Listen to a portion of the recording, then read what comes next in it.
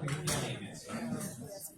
appreciate everyone coming. I'm Marty Merritt, the founder of Reconify. We have a great night tonight of demos, and we couldn't do this without Wilson Sonsini helping us host this and let us use their space. So we just want to have Wilson Sonsini say a few words. Hey everybody, thank you for coming to the event. My name is Arath Chari. I'm a partner in the technology transactions team at Wilson Sonsini, so we help companies with, I practice particularly with commercial transactions with an IP focus. So at our firm, just in case you haven't heard of us and what we do, we're one of the, if not the preeminent technology firm. We were founded in Silicon Valley in the 60s, and we took Apple public, incorporated Google. In the AI space in particular, we have, I have some facts here to share. So we have over 1,100 open AI clients. We do work for Google, OpenAI, Anthropic, and many others. We also work for companies that aren't AI companies, but have a lot of AI in what they build, like Netflix and Salesforce, Roblox, Lyft, DoorDash, Tencent, etc. And we represent companies all over this spectrum, whether it's a large language model or whether it's Waymo or others. We have connections and ties to VC firms all over the valley, and are a full service firm that can help entrepreneurs that are trying to start, launch, and build AI companies. So thank you all for coming to our offices. We're so happy to have you here. And if you need or want any more information about our firm, we have some QR codes and stuff around. Look me up online. Always happy to chat. Thanks. Thank you. Thanks again. I really appreciate the event here. I'm going to do a quick demo of Reconify, and we're going to jump into the demos. We have, we should have 6, but we have at least 5 of the presenters here tonight. So it's a great opportunity to see some of the cool stuff people are doing in this space. So as I mentioned, I'm Marty Merritt, I'm the founder of Reconify. We're an analytics platform for Gen AI, and that could really be any kind of application, whether it's customer service related chatbots or agent assist, or content creation. That could be text, images, whatever you like. And this is just a quick dashboard of all the apps that I'm tracking. If I go into one and pick one that's a chatbot, I can then see some of the metrics. So these are, we keep track of some of the traditional user metrics like sessions and users, but because we track Gen AI, we show all the interactions, the tokens, the costs, and latency. Like the last two become big issues for enterprises. But what's much more interesting is if we actually dive into the prompts themselves. So if I was to go into any of these, I can dive in and see what actually happened when someone wrote, tell me a cat joke. This is just for fun, but you can see all the different responses. And then I can even compare, like, were there other messages similar to this, other prompts like that, and then compare them. Tell me a cat joke versus tell me a good cat joke.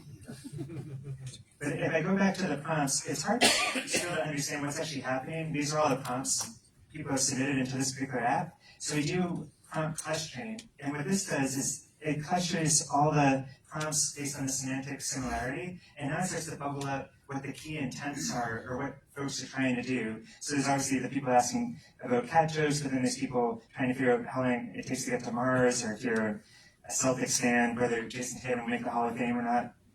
And we can do that same comparison, like comparing the different prompts to see what the responses look like.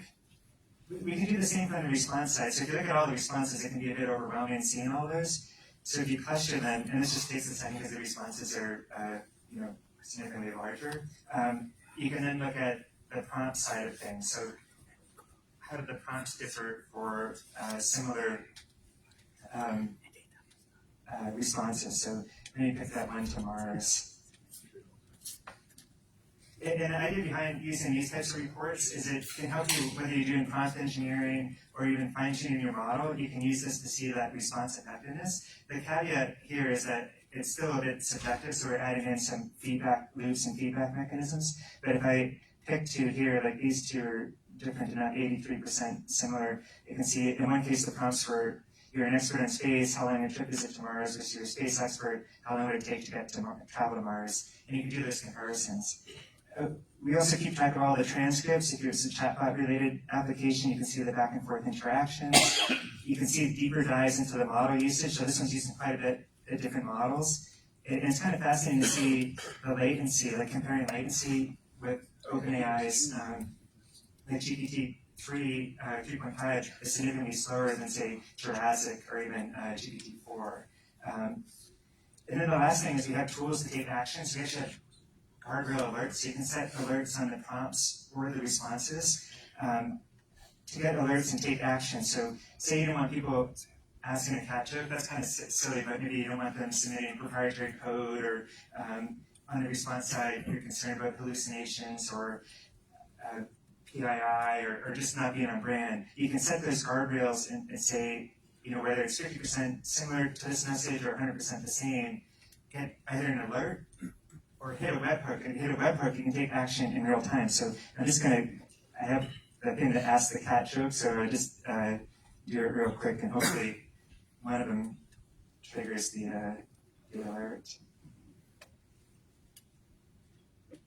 So this is where you can see the latency with GPT 3.5 too.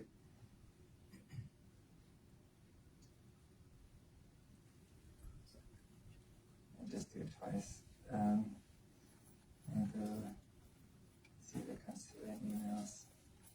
So these are the alerts earlier today. There goes 6:14. So I did it twice, so you're going to see it or a couple times. So I set an alert on this particular response, and this response came through that was about 98% similar, so it triggered the alert. So it's one thing to get this via email. I can jump in and see that interaction now, but if you got to be at the webhook, then you could do something in real time. So prevent that response from going back out, have a human look at it, or if it's a prompt, similarly, it don't allow that prompt to go in. So that's just a quick overview on Reconify, and it's easy enough to sign up, and it integrates via NPM and Python modules with OpenAI, Bedrock, all sorts of different platforms. So via Bedrock, you get Cohere, Jurassic, Anthropic, all that. So without further ado, I'm going to hand it over to our demos for tonight. And the first demo we have is actually Brian Sathanathan. He and I worked together ages ago at Turner Broadcasting, so excited to see Brian's demo. Thank you, Ali.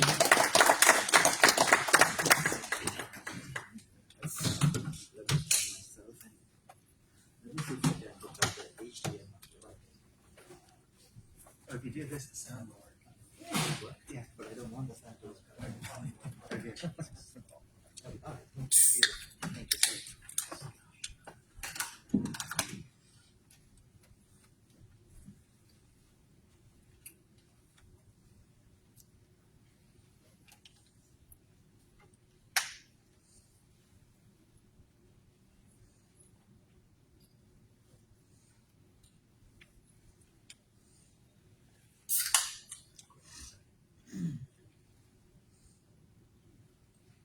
All right, great to be here, and thank you, Artie and team, for inviting me. Right, I'm Brian Sathanathan. I'm the co-founder and CTO of a company called Iterate.ai. We've been in the AI business since like 2018. We have a drag and drop platform that simply enables you to build the applications much faster. You can build data applications, you could build like computer vision, as well as you could pretty much build like generative AI apps. We've deployed at scale. We are running at 4,100 stores, and we have all these conversion metrics and everything. So we are in like 4 sectors: retail, QSR, banking, as well as automotive. Today I'm going to show you a bunch of demos because generative AI, as we know, is definitely an exciting space. The first demo I'm going to show you is essentially a demo on how do we use generative AI to do drive-through experiences, right? So this, what you see here is basically a management suite in which this will be integrated with a QSR. So you can basically go into a QSR system, and you can basically set up stores as well as upload your menu systems, and manage your products right here in this suite, right? Once you do all these things, what happens is this suite integrates with traditional legacy QSR, because the problem is you can't bring generative AI without actually surfacing up all the data, right? Bringing up all the product stuff. When you order, the order has to integrate with a management, like an order system. So we've done all that stuff. And once you do all these things, what happens is we automatically enable a generative AI application here. Just give me a second. Let me open that demo up and kind of show it to you. So this is a generative AI drive-through app in which I can talk to and order burgers purely through an LLM, right? So this is running a cloud LLM. We have the exact version running on a little edge device as well as a local LLM. So this may take a little bit of latency because of the cloud. Okay. Hi there. Welcome to Bill's Burgers. I'm Bill. What would you like to order today? Can you get me a sourdough supreme, please?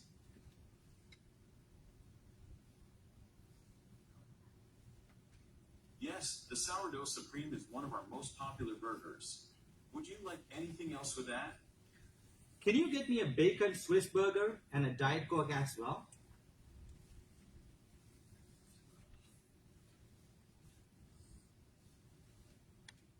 Yes, I can get you a bacon and Swiss burger and a Diet Coke. Would you like anything else with that? Can you swap my sourdough supreme to a cheese lover's dream, please?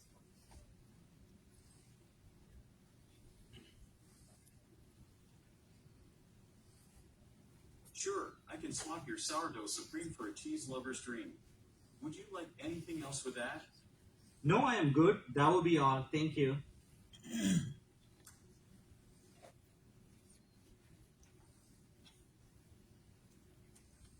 Great, your order is for a cheese lover's dream, a bacon and Swiss burger, and a Diet Coke. Your total is $14.08. So that's a quick demo, right? In the QSR sector, right? Right now we are trialing this with some of the players, right? And it's doing a cloud system, but we are also running, engines like Llama and others in the edge as well to do the exact same thing. This is another interesting demo. This is actually running in production, but it's running on premise in Asia. So I cannot show you the real versions, but we've extracted a portal from that, right? So the business case here is that it's doing a co-pilot.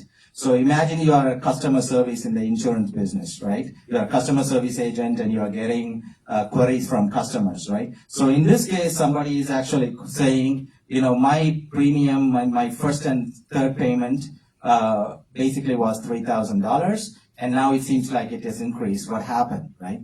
Typically, when we spoke to the management folks there before this went into production, they said typically when a customer service person gets a query like this, they go to lunch and think about it, and they don't respond to it because it's very controversial to talk about price, and if you make the mistake, they get punished and get fired. So what we did was we built a generative AI assistant. If you look at this query, this person doesn't even say the policy number. There's no policy number. So what we can do is when an email comes in, this connects to your email, and all you do is say, assist me, right? What it's doing is looking at this person and converts back the person's policy number. So now you have a policy number, so you know exactly who this person is. And it goes to the database, pulls the data about them. It summarizes the email. It's exactly saying that, the payment was $3,000, seems like it's increased, what happened, right? And then the generative AI, based on some of the prompts and setups, it's actually recommending you back what to tell the customer, right? So it's saying it's gone up because, you've reached your maximum, right? And what you can also do is, you don't even need to write. You just simply say compose reply. The LLM's generating a response back, and you can send it. And if you want to do grounding, you can check the sources, right? So this is a real practical app that's actually running in production for an insurance company, large insurance company in Asia. So this is a really powerful example. I think I have maybe a few more minutes. So maybe I could show one more demo. How many minutes do I have? I have 4 minutes. Fantastic. Okay, great. Okay. Maybe I'll do one more demo. and open up for questions, right? A lot of you guys here, so you kind of saw like, industrial production applications across QSR industry, insurance and banking industry. So these are some of the real powerful practical applications. And I also see a lot of developers. So I'm going to show you guys something interesting. Recently, we released an LLM version, a fine-tuned LLM called Interplay App Coder. So I encourage all, especially a lot of engineers, you guys can go and try this out. What it is essentially a fine-tune on top of Wizard Coder. So what we did is like, if you are building generative AI apps today, you cannot build, generate generative AI code from ChatGPT. It's kind of an oxymoron, right? Because, like in our company, we are doing 40 projects, and 16 out of them are production generative AI projects. But those are all hand-coded. So what we did was we took LangChain, all the libraries, YOLO V8, everything that's like the latest, and we trained an LLM. And then basically you can go in here and say, I want to generate, a little app that basically looks at a video and it'll tell you how many cars are there using YOLO V8. And you can, the coder will generate it for you, right? So this is kind of a free thing. We put it out, especially for the developers, go take advantage of it. I'm done. Questions? Yeah. Anyone have questions for Brian? For the email demo for the suggested reply, are you is the company then providing like a whole bunch of policy documents and you're like loading in this context? Is that? Yeah. Great question. So what happened was we had to integrate into their database to do lookups of various attributes. So email to phone number to various lookups, right? Policy number. The other is we had to do one more integration where we have to look at all their policy databases and especially PDFs. So we extracted from the PDFs. And then in addition to that, we did OCR and database integration. But that's all running through an LLM. Yeah. Do you find it hallucinates a lot or no? It hallucinates to some degree, but then what we also did is we put various guardrails in there. So there are agents that control certain parts of it. Not everything is purely done through LLM. So there is like some manual controls and checks and balances around it, right? How far away do you think you are from having this fully automated without humans in the loop? This one actually, you need to say every email with no. In fact, that's the final objective, right? So right now we are doing human in the loop because they want to actually take a lot of feedback and stuff like that, and eventually it'll go into a fully automated system. I don't know, that depends on the business, right? We are still running the human on the loop. We are also running a similar human on the loop for another company that has mostly looking at social media, doing exact same thing but responding to social queries. So we did fine tune with like emojis and all kinds of interesting experiences. Yeah, good question. Go ahead. So I could definitely see this applying to law firms like Wilson Sonsini. I'm a lawyer, and I'm just curious, like, does it take a lot of time for you to set up, in terms of uploading contracts or insurance policies, or is it very quick integration? So depending on what you want to do, I mean, if you want to purely look at documents, we could get it done pretty quickly. You just point to your folder and then set up some instructions, and then it should be okay. But this one was a legacy, so we actually had to connect. So it took us 6 weeks to bring it up from scratch. Thanks for Carolyn? Humaxa, sorry. We met in France at the Cannes AI Festival. Yes, hopefully. It's a good excuse to go to Cannes.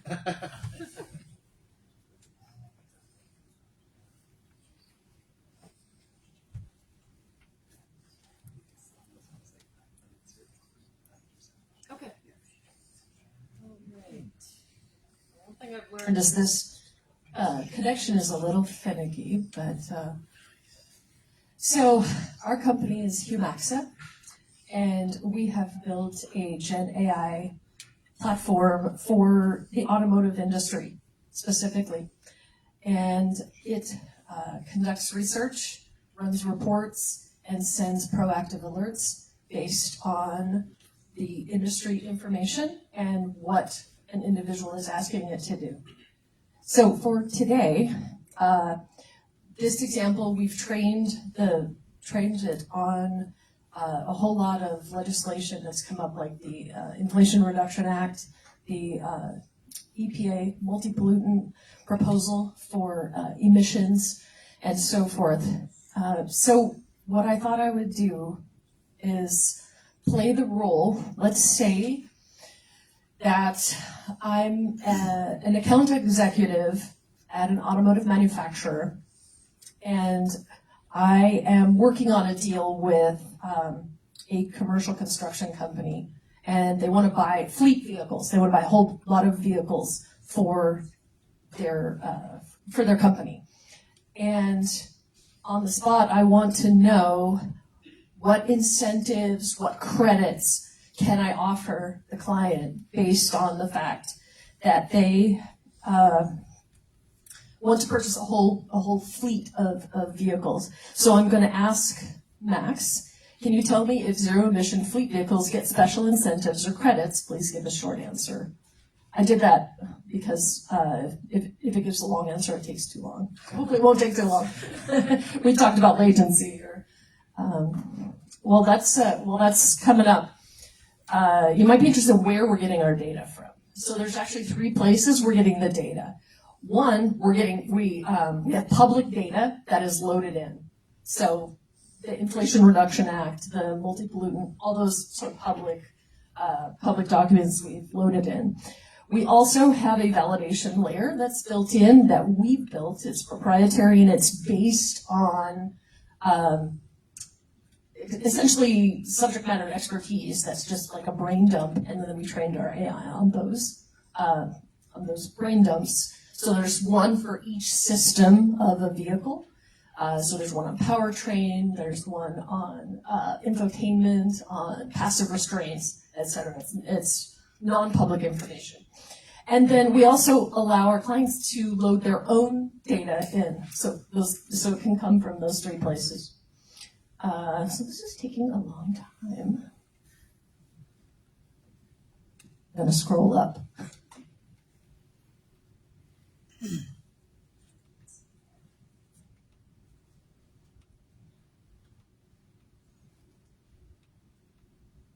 So here's the same question I asked a little bit differently just a few minutes ago. Are zero-emission fleet vehicles eligible for incentives or credits? And the bot answers, zero-emission vehicles can be eligible for incentives or credits. The Bipartisan Infrastructure Law and Inflation Reduction Act provide significant support for the development and market of zero-emission technology, blah, blah, blah, blah, blah. And then, of course, it gives you the references and the exact page numbers where it's getting the information to answer the question in this example. So if I click it, it should take me right to the exact page where it got that information from.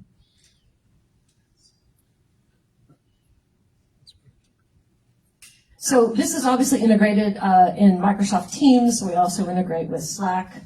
And to show you,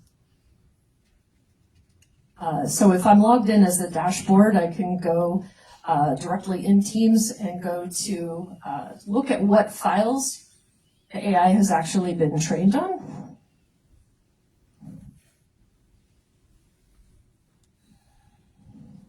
So you can see this is just a kind of a subset. So here's the multi-pollutant emission standard, EPA proposal, the IRA guidebook, the actual Inflation Reduction Act. These things are constantly changing, and so part of our job is to keep the data current. And so we use web scraping and monitoring of different sites that keeps this up to date for our clients. The other thing we can do is segment access to specific data sets. So if there's proprietary information you only want one subset of an organization to use, you can do that by groups.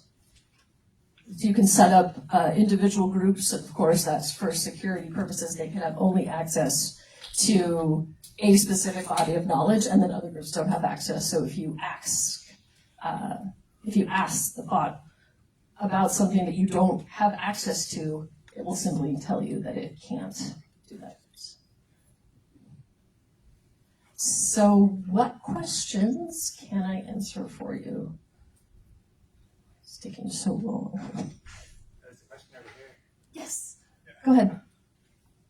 Cool product. How do you implement the knowledge partitioning? Do you have different models? It's basically set up on group security. So if you picture like a Venn diagram, there's the whole entire organization.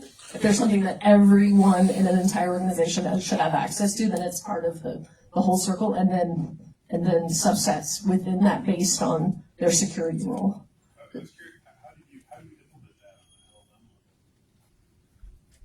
the LLM? It's simply access to which areas of the data that they have access to.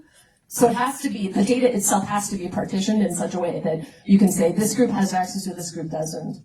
And we also integrate with Active Directory, so we can do it partly based on that if the client has chosen to integrate with Teams. Does that help? I have two questions. This is not using OpenAI APIs then, right? For security. It's one of the many things that it's using, yes. So then do you feed those documents into OpenAI? We use a vector, we use the Milvus vector database to parse that out. I'm curious if you would, with their recent dev day, would you consider building a parallel version using their assistance API? Or like just a cheap, like that? So what I've read so far is that what they have is very focused on sort of the end, like a single end user versus an enterprise platform where you want to like segment access to certain parts, for example, or give everybody in an entire organization access to a subset of the data. But I haven't read it that thoroughly. I think it's more aimed at the individual user than it is an enterprise platform. Yeah. Just curious, what are some of the responses that you received or feedback from your customers about the performance in terms of accuracy and speed? We mostly just get requests like, oh, can we add our warranty data in now? Can we add our marketing data in? Just like more than we actually can do right now because we're so focused on incentive data and regulatory data and standards. So more readiness. The people want to put more in than we can actually validate. And for hallucinations, I think did someone ask about? Wait, do I need to talk? Yeah. Okay. Anyway, if you'd like to talk to me, please come up and chat. Happy to do so.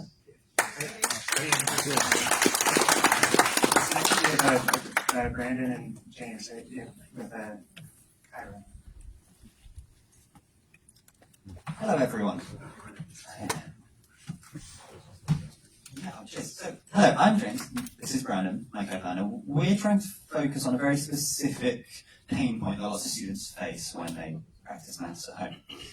For most children, they don't have anyone to turn to when they're stuck. Maths is a daunting subject, and it puts a lot of people off because they just don't know where to go next. With the dawn of artificial intelligence, there is nothing better, nothing more I want to do than provide everyone with that one-on-one support, that active teaching to give them the confidence to tackle problems when they're outside the classroom, to really build a phenomenal one-on-one teacher outside the classroom. So, I'll just go ahead and get started.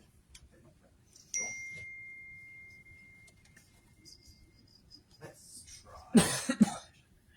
Alright, so I'm just going to dive in, ignore all the nonsense on our dashboard. I'm going to ask Chiron a problem to illustrate how a student might work with Chiron.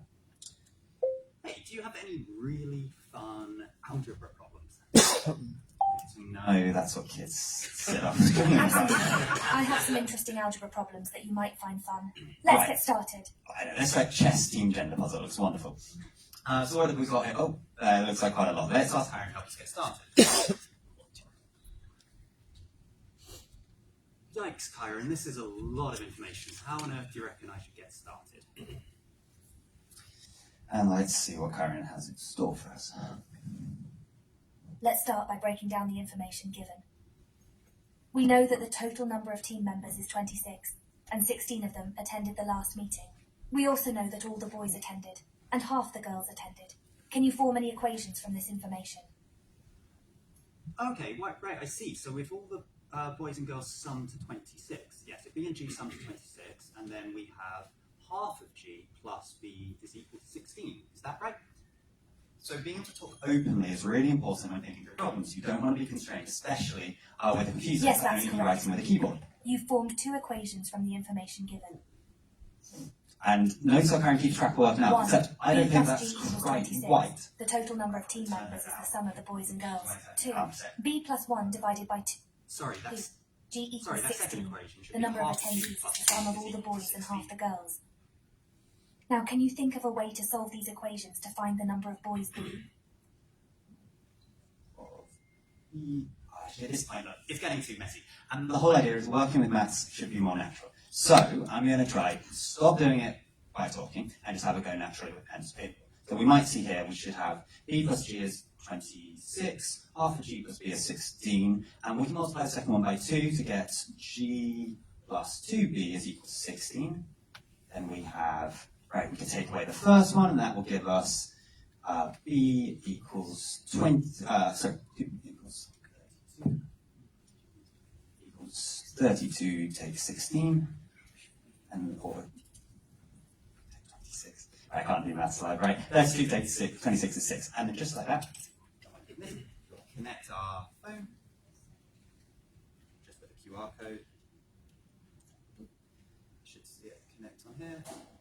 Right, take a photo of my working out, just messy scribbling. Send that over to Chiron. And we should see, right, got our working written out. Except it didn't quite like what It I seems wrote. like there might be a small mistake in your working.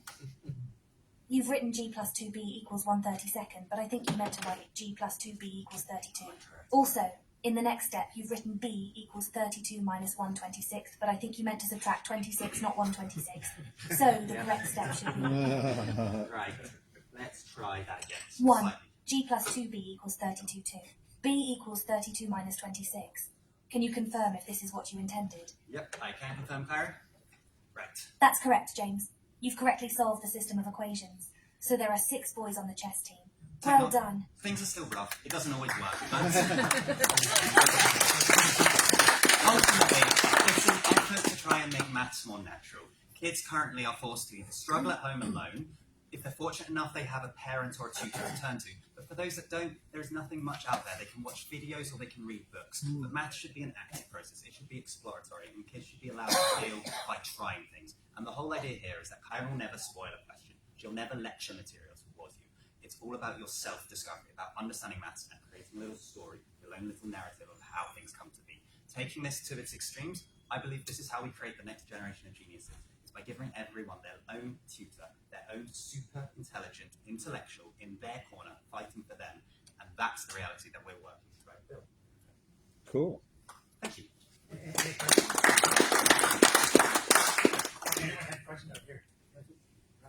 Yeah, I was just gonna ask about voice as the input for math. Yeah. Like, I don't know, like I can't really talk through an equation without visualizing it in front of me.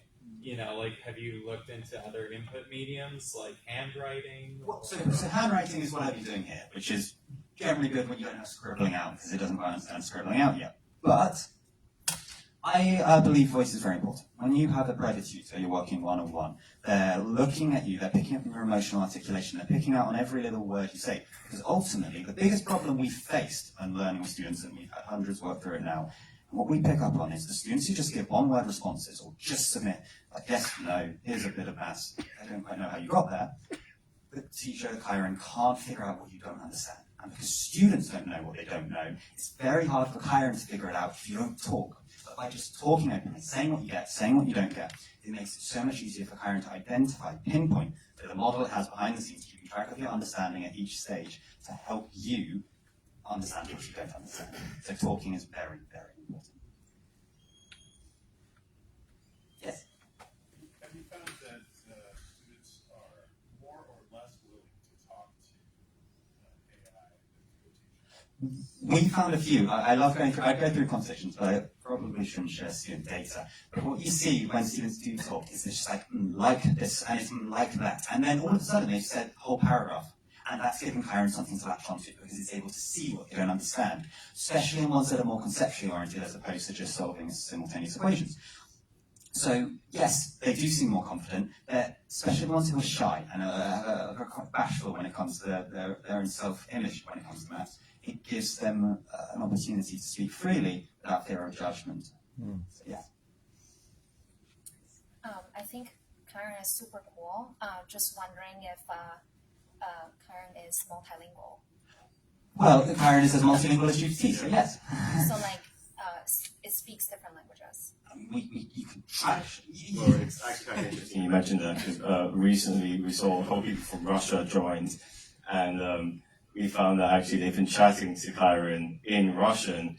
Chiron being prompted in English, so we'll respond in English, but actually we'll perfectly understand what they said because we translated the chat, and sure enough, sounds like I don't understand this. Chiron was like, it's okay that you understand, I'll explain this to you. But he said it in Russian, and Chiron responded in English. Oh, okay, well actually, there you go. I guess sometimes it really is responding in English. Eventually, bit by bit, they completed it, right? So it does work.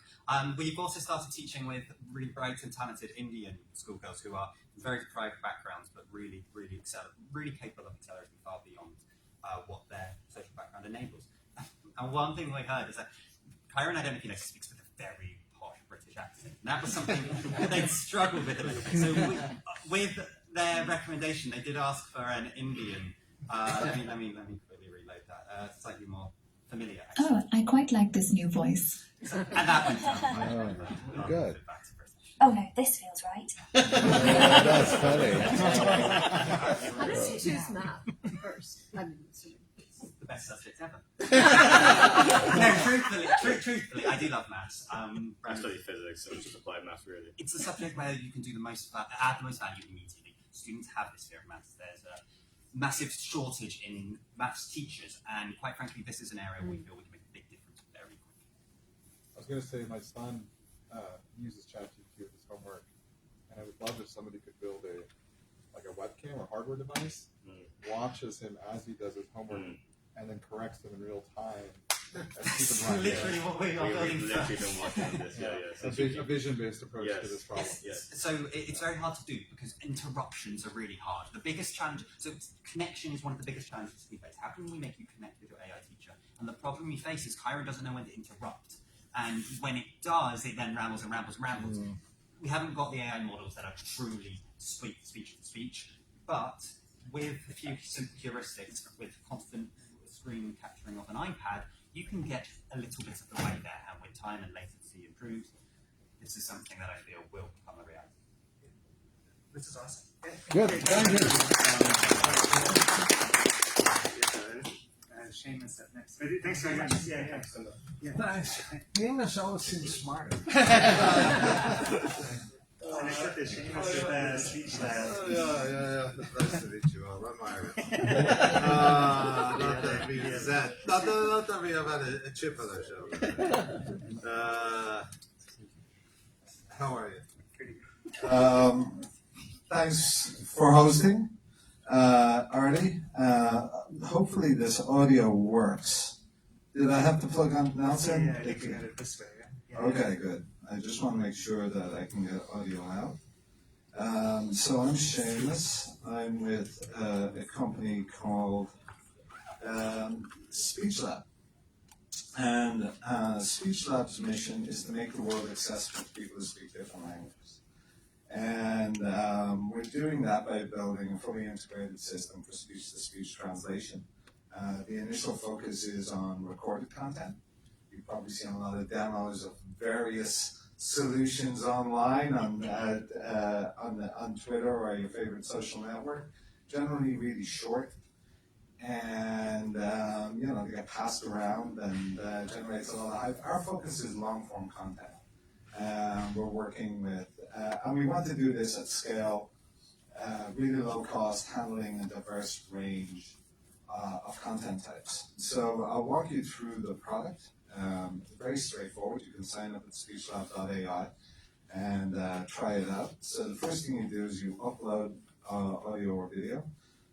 So Andrew Ng, the company was incubated at Andrew's AI fund, Andrew Ng's AI fund. So the first thing you do, upload an audio or video file. You transcribe said file. And, this is what a transcription looks like. He's an expert on the art of war. And with Ukraine and now Israel in the headlines, it's an all too relevant topic. Right, and you can edit this. Human in the Loop is just a fact of life when you come to generating high quality dubbing, subtitles. Today, you can assign a different speaker, so you can also edit the speakers. There are issues with diarization and speaker clustering. Or if someone is rapping or singing and you just want to retain that audio through to the final dub, you can retain the final audio.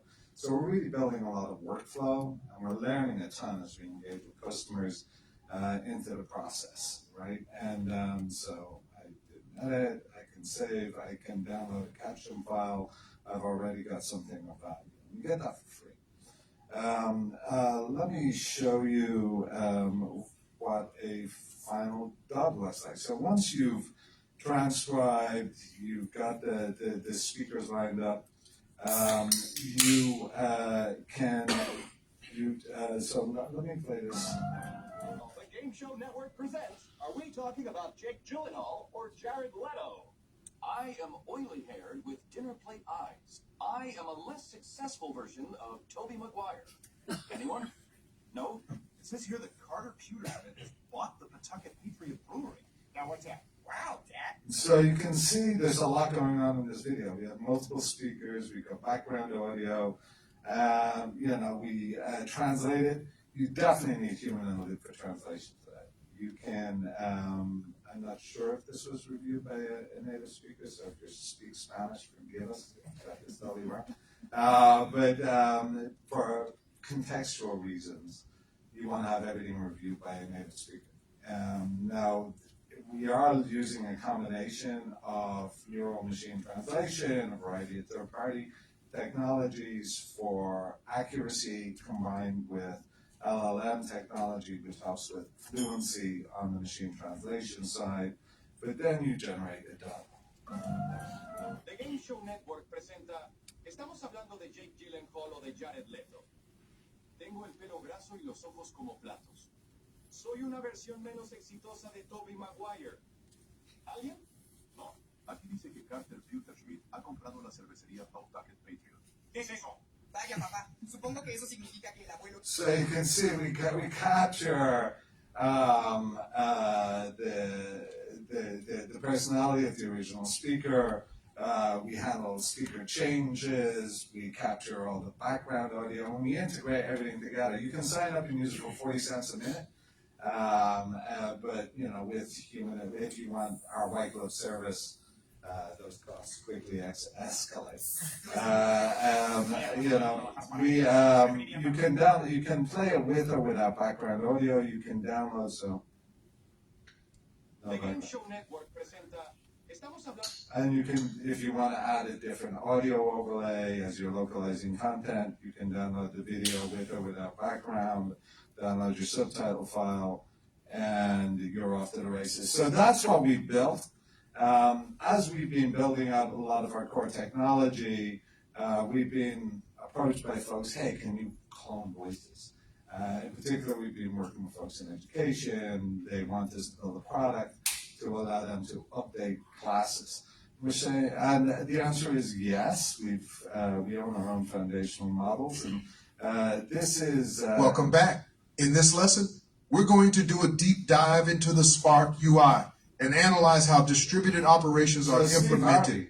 As we did in the previous notebook, we're going to run our classroom setup script, and So that gives you an idea of where we're going. Again, voice cloning is becoming a bit of a commodity and can be used in the wrong context. So what we want to do is actually build a whole workflow around generating really high quality cloning but also providing a level of control over how that individual's likeness could be used and applied.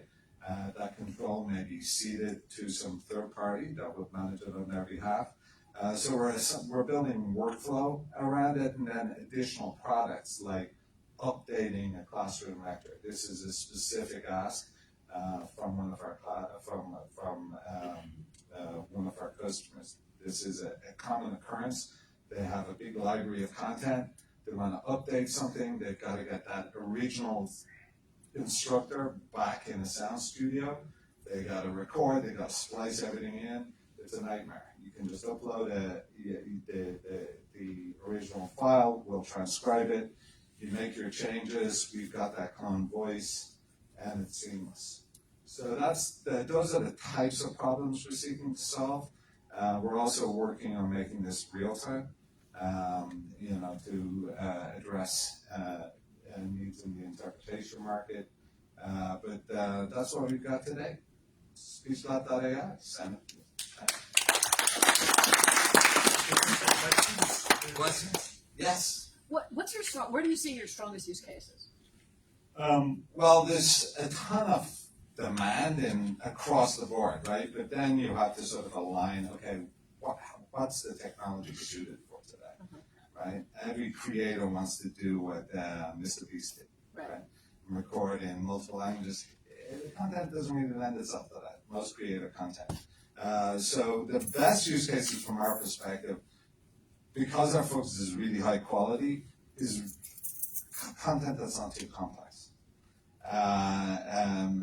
Education, podcasting, where there's interviews.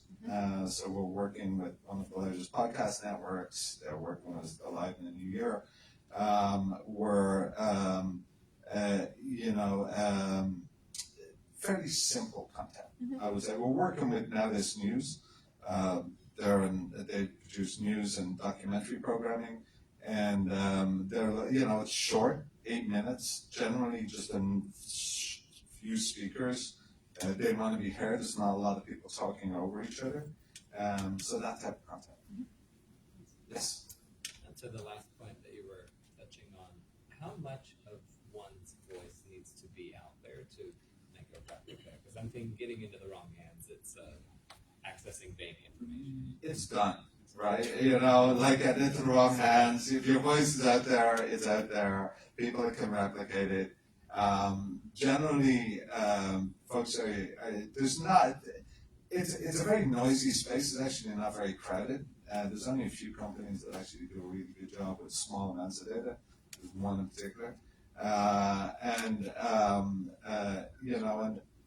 But it depends on your voice. So Andrew Ng has a very unusual voice. He tried all these voice cloning technologies and asked us to actually train a model using his voice. So we fine-tuned the model using 3 hours of his, there's lots of recorded audio, and we did something that passed muster, and he can use to update classes at deep learning. So that's that use case, but for really high quality cloning, 1 hour plus for a good approximation that you're going to hear on a phone line, 3 to 10 minutes, depending on your voice.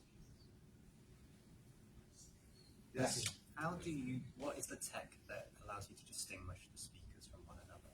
Oh, it's a fairly mature technology. It's called diarization. So there's a number of open source models out there, the most notable one being Chiron, which is, we've done some fine tuning on top of that. There's actually a bunch of them, and we're going through another process of trying to select the right model given the diversity of content we're dealing with. But yeah, it's fairly mature. And do they work totally in parallel from the actual speech to text? Yeah, they work. So Whisper may have one, but we don't use it. So we use Whisper as our core ASO, speech recognition. I think we have 2 models right now that we're using in production. Japanese actually is a tougher language to get that audio, that separation, that clustering, speaker clustering. So there's two things you do. You segment and then you cluster, right? And segmentation really impacts timing as you go through the process of the output. But the clustering algorithms is what you use it to do. And that's the extent of my knowledge. I don't do any of this shit. I got people for that. But I can connect you. Yeah.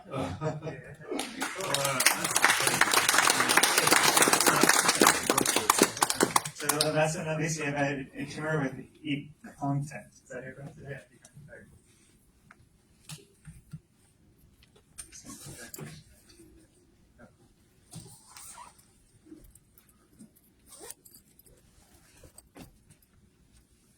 Okay, cool. So I'm Timur, CTO of Ecomtent, and now maybe switching from voice tech to visual tech. So we help the world's largest e-commerce sellers to market and sell on marketplaces. And there is a big, actually, $1 trillion market of products that are overlooked by these large sellers, so they can't create optimized copy of their products at scale. So they use like either internal team or external agencies to create product listings and spend up to $1,000 per one listing. So for example, our like customers we are working now, they have like hundreds of product listings, and they can optimize only 15% of these listings and missing on the revenue. So what we did for them, the tool that can automate creation of the product listing from the current ones, and it's three components basically: images, better infographics, and better marketing copy. So these three components we combine and create the whole listing. So the first one I will just quickly show. So obviously, like creating new images is straightforward, but the key is not create the visuals, but to make it quicker for the customer, because the speed to market is critical.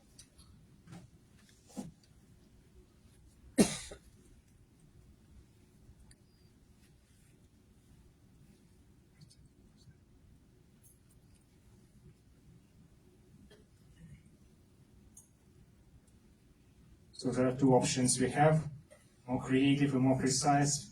Precise is faster, maybe less time it will take. And yeah, so that's one piece is creating this type of content at scale really fast. Speed is critical here. So obviously this content team, internal content team, they all this access to Midjourneys, like all the AI-generated images tag, but they still need to be in the loop. So we are taking over and helping them to focus on the long tail of their products that are overlooked by their content team. So it's still like hundreds of products they need to take. So for example, today we spoke with customer. They will take a year, as they said, with their internal content team to create proper listings. And the second pass is infographics. It's critical. Just when you have these infographics on your e-commerce store, by default, you will increase your conversion by 15%. And like sellers know that, but they don't have capacity to generate it quickly. And yeah, this one is completely generated with AI. All the humans, all text is AI generated. So it takes some time to generate it, a little bit longer than just one image. But yeah, maybe I will show something quicker.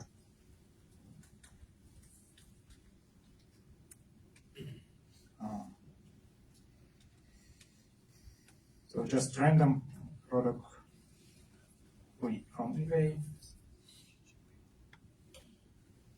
It's here, generate. It's always new demo. So it's this one specifically to showcase for eBay customer. So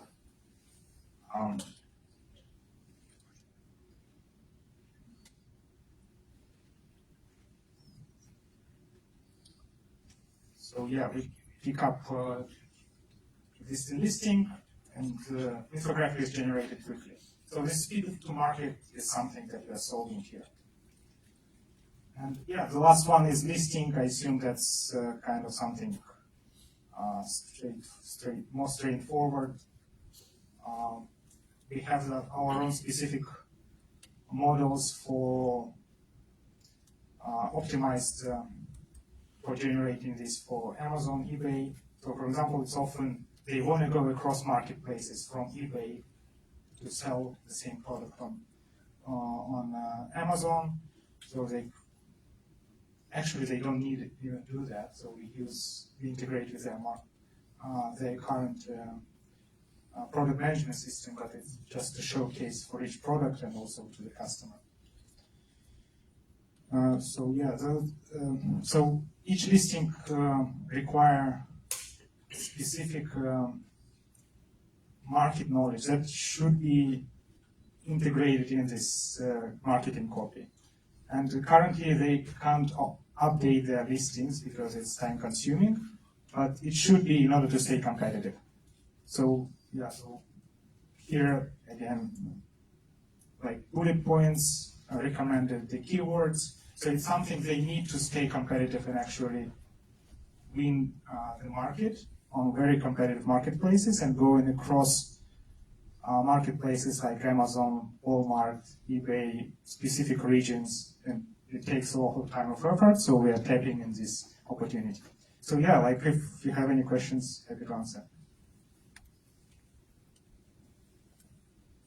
Yes, isn't there an opportunity to do this in batches versus one product at a time? Exactly. So that's how we started. We started with individual, like self-serving service. So self-service tools, and it's mostly used for agencies and content teams. That's how we started a year ago. We quickly realized that actually our customers need speed to market. They care less about the content.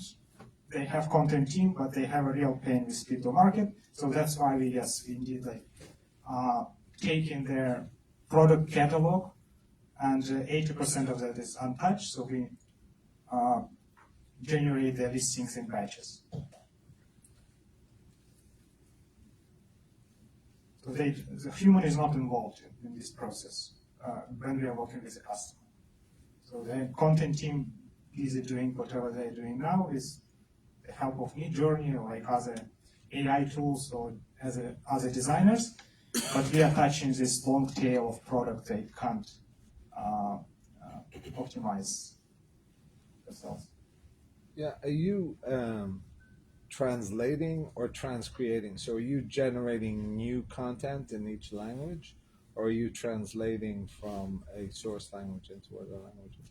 We don't do translation. In some ways, like generation, Right. but we use as their input, we use whatever description they have right now. That makes sense. And most common is in a single language what they have. Any other questions?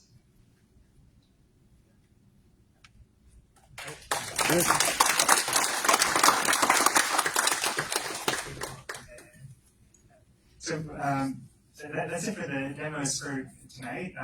We appreciate everyone coming out, as well as Wilson Sonsini helping sponsor the event.